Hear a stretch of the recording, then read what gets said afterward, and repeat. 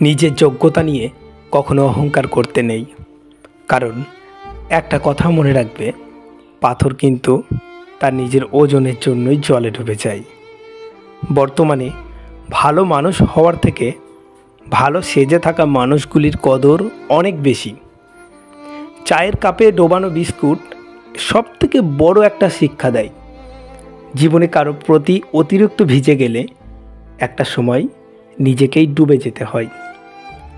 Block লিস্টে সবসময় শত্রুরা থাকে তেমন নয়, কিছু সময় হৃৎপিণ্ডের ভিতরে থাকা মানুষটাও থাকে।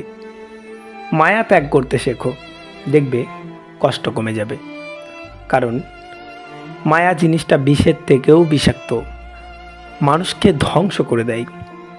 অতিরিক্ত ব্যস্ততা দেখাবেন না, কারণ একটা মানুষ 24 ঘন্টায় ব্যস্ত থাকে না।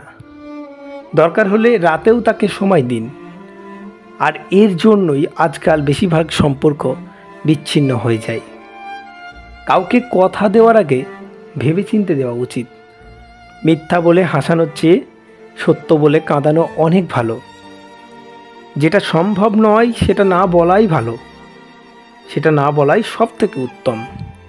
যে ঠকায় সে হয়তো চালাক, তবে যে ঠকে যায় সে বোকা নয়, সে বিশ্বাসী। যে ঠকে গেছে সে কিছুই হারায়নি, কিন্তু যে ঠকিয়েছে সে একজন বিশ্বাস্ত মানুষকে হারিয়ে ফেলল। যাদের নিজস্ব কোনো যোগ্যতা নেই তারাই সবথেকে বেশি অন্যকে নিয়ে সমালোচনা করে। পুরুষ কখনো নিজের জন্য কান্না করে না, পুরুষ কখনো নিজের জন্য পরিশ্রম করে না, পুরুষ কখনো নিজের জন্য ত্যাগ করে না। পুরুষ কান্না করে তখন যখন তার কাছের মানুষদের জন্য সব কিছু বিলিয়ে দেওয়ার পরেও সেই মানুষগুলো তার মূল্য দেয় না।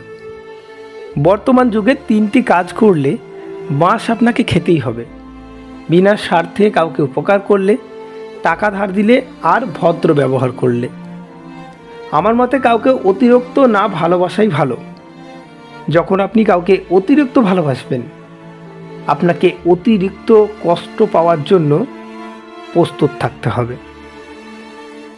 মানুষকে যখন অতিরিক্ত ভালোবেসে আপনি আপনার সবটুকু উজাড় করে দেবেন, তখন মানুষ আপনাকে সস্তা মনে করবে। মানুষ আপনাকে খুব সহজে যদি পেয়ে যায়, তাহলে কখনোই মানুষ আপনাকে দাম দেবে না। তাই কখনো আর যাই কিছু করেন না কেন, কারো কাছে সহজলভ্য হবেন না।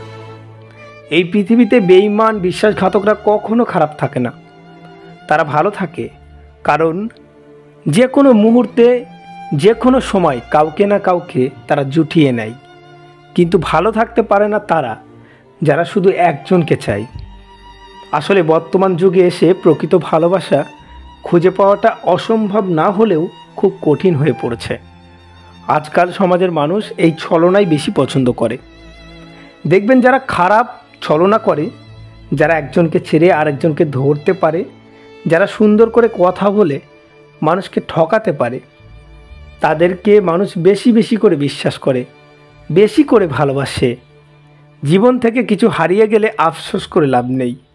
যেটা চলে গেছে সেটাকে ভুলে যাও, সেটা তোমার ছিল না।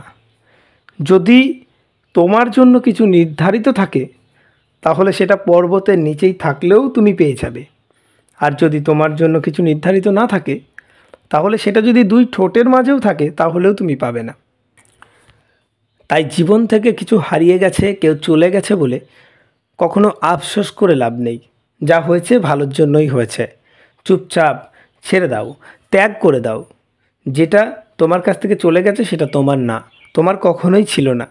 কারণ তোমার যদি হতো, সে কখনোই তোমার কাছ থেকে যেত না।